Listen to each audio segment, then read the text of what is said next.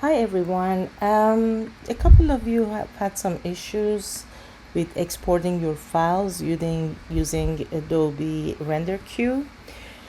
So there's another way of exporting your video, especially if you're working on a PC and you don't see either the QuickTime option or the H.264 option. So I'm going to show you how to export your videos using an alternative program. So I'm going to grab the animated star right here. I'm going to confirm the settings. So that's one way of exporting it. You want to make sure to output to the correct folder, and also make sure you name the file exercise 1, and I'm just gonna do that. So that's one way of doing it, and then you click render. Another way of doing it is you basically drag your file to here, and then you choose Queue in Adobe Media Encoder, which is an alternate program that allows you to export your videos, and it gives you more options.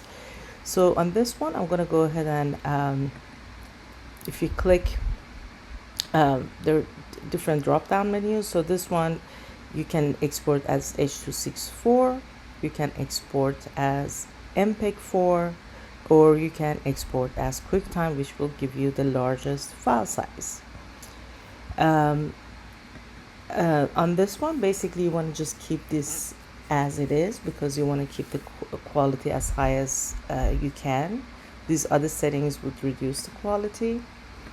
So again, it would be H.264 and MPEG-4 for those of you who don't have QuickTime and if it's giving you a hard time.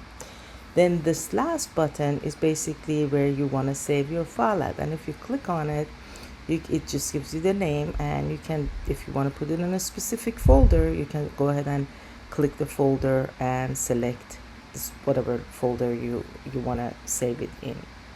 And once you're done, you just click, I'm actually going to just save it on the desktop for now. We click this arrow button, and basically it's saved. And when I come back down here, you'll see that I have the animated star right here. So these are the alternative way that you can export your video out in After Effects.